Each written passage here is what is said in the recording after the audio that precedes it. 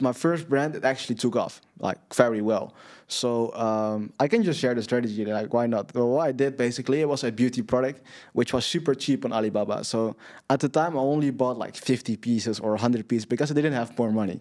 And then in the first place, I was shocked by the shipping rates. At the end of the day, I got a tax invoice from FedEx. I was like, yo, what the fuck is this? It was all new to me, and it's good to look back on that now. I speak about it, but what I did at this time, TikTok wasn't like what is now today, right? It was just new, it was coming up, and in my school, there were all these girls. It was like a flex to have a lot of followers on TikTok because it was quite easy at the time. Like at that time it was very easy to hack like engagement and all that stuff. So everyone had followers, bro. So at the time, what I used to do is like pay girls in my school to promote my product. So there was a beauty product, bro. So they just showed the product in their video and it got views. People came to the website and it did numbers. Like at the time, we wasn't doing like crazy, like 300, 400 euros a day, but I was making this a month with like pizza delivery, right? So, bro, I was doing good with this business, but I kept delivering pizzas for like, I think 8, 9 months, till there was a point that I made like my first 1K day. Whilst I was on the bike, like delivering the pizzas. I still have a video from this. It was funny as hell. And that was the day I quit my job. When you quit, you have to work like an extra month, like this and that. So I waited a long time to quit this job. And basically what I did, I didn't run any paid ads because I didn't know how to. I didn't even know that was a thing. I just repeatedly used these influencers and these creators to promote my product. At that time, TikTok ads, it just released. It was super new then back in Europe. So I launched that as well.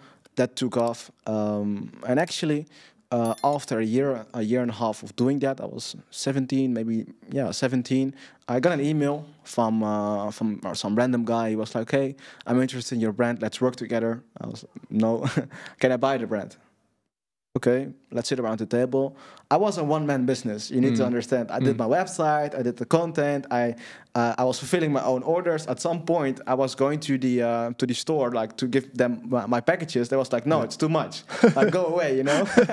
And my mom was always helping me and supporting me. Like, I had to do everything in her name because I was literally too young. I wasn't allowed to do business banking and all that stuff.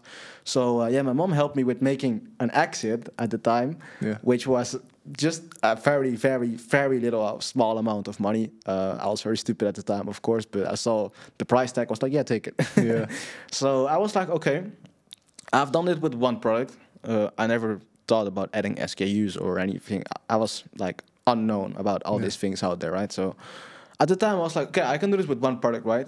What can I do with all the products out there? Let me do drop shipping. I can literally do what I'm doing now with all the products I have access to. Because you have the FOMO, right? When you're running just one product, you see other products coming by and this and that. You want to test these out. You want to see if they perform. So I sold the brand for, yeah, I wouldn't say exit. I just got rid of the brand, let me say that. And I started doing drop shipping. And from there, things took off. I got a course from the money I took from getting rid of the brand. And from there, I started really learning about ecom, like paid ads, running a business, hiring people. I was not a one-man business anymore. And that's where things really have changed. So it was a fun journey. Like I was going to school, come back from school, packing my orders and bringing them to the store, and then go back to work. And it was just a cycle, bro. I wasn't doing anything else. And it's good that I actually enjoyed this stage of life. Like that was the first step into ecom. Yeah.